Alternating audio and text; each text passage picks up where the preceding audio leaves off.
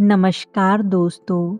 आज मैं आपके लिए लेकर आई हूँ एक बहुत ही सुंदर कहानी। तो चलिए बिना किसी देरी के शुरू करते हैं। इस संसार में दो तरह के लोग होते हैं।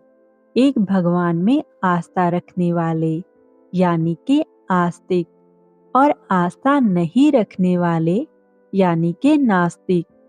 ये कहानी आस्था रखने वाले लोगों को ज़्यादा पसंद आएगी। हो सकता है इस कहानी को सुनने के बाद उनकी आस्था और ज़्यादा पक्की हो जाए।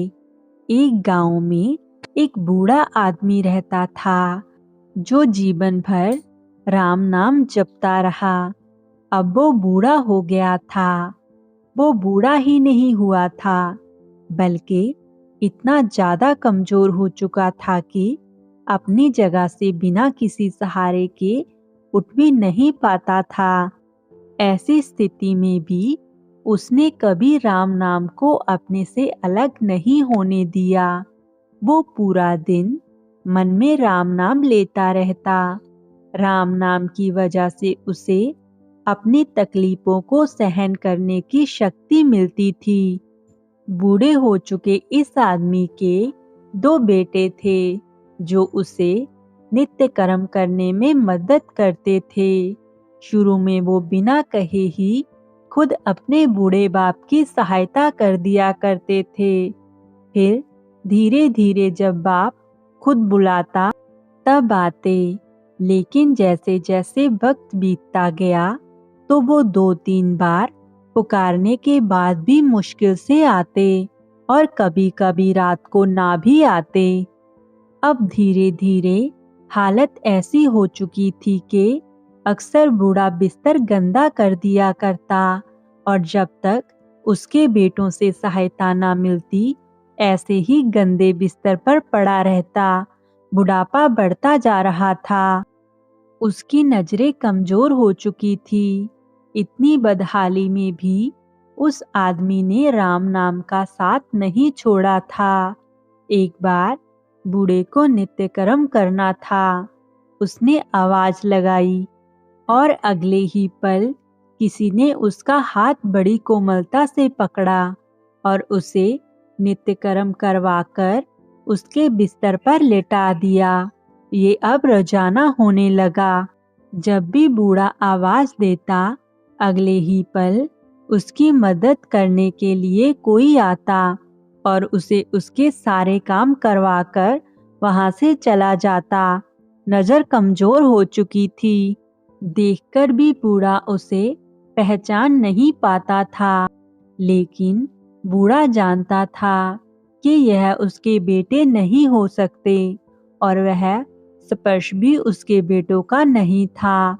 एक दिन जब बूढ़े आदमी ने अपने नित्य क्रिया करने के लिए अपने बेटों से मदद मांगी तब अगले ही पल उसे फिर से वही मुलायम वाला स्पर्श महसूस हुआ। सारा काम खत्म करने के बाद बूढ़े आदमी ने उस व्यक्ति का हाथ पकड़ लिया और उससे पूछने लगा, सच सच बताओ, आखिर तुम हो कौन? तुम मेरे बेटे तो नहीं हो सकते।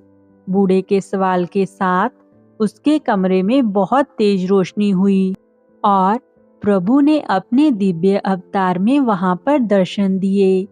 किसी भी वस्तु को बड़ी मुश्किल से देखने वाला बूढ़ा आदमी वही बूढ़ा भगवान के दिव्य अवतार को स्पष्ट रूप से देखने में समर्थ हो गया। जिस भगवान का नाम वह पूरा जीवन लेता रहा, उसे अपने पास पाकर बूढ़ा उसके चरणों में गिर पड़ा और बोला, भगवान, मैं धन्य हो गया जो आपने मुझे साक्षात दर्शन दिए। लेकिन भगवान, मैं बहुत शर्मिंदा हूँ क्योंकि मैंने आपसे मेरे नित्य कर्म करवाए। भगवान ने कहा, मेरे लिए सारे काम एक जैसे हैं। अगर वह काम मुझे अपने भक्तों के लिए करना पड़े तो मुझे सभी कामों में खुशी मिलती है। बूढ़े ने हाथ जोड़ते हुए भगवान से कहा, लेकिन भगवान, आप ये सब करने की बजाय मुझे मुक्त क्यों नहीं कर देते? क्योंकि आपके दर्शन मात्र से मेरी मुक्ति संभव नहीं है। ये सब प्रारब्ध की वजह से है। तुम्हारा प्रारब्ध बहुत कठिन है। अगर मंद होता तो मेरे दर्शन मात्र से ही तुम मुक्त हो जाते।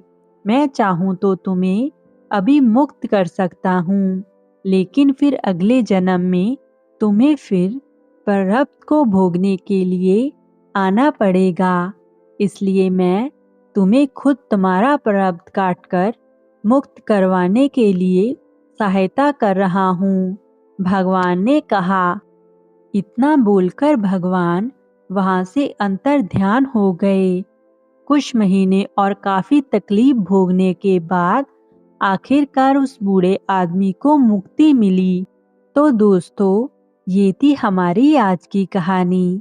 अगर आपकी भक्ति सच्ची है तो भगवान आपको जरूर दर्शन देते हैं।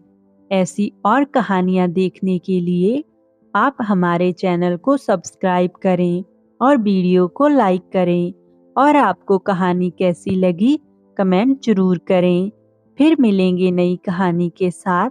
तब तक के लिए खुश रहिए।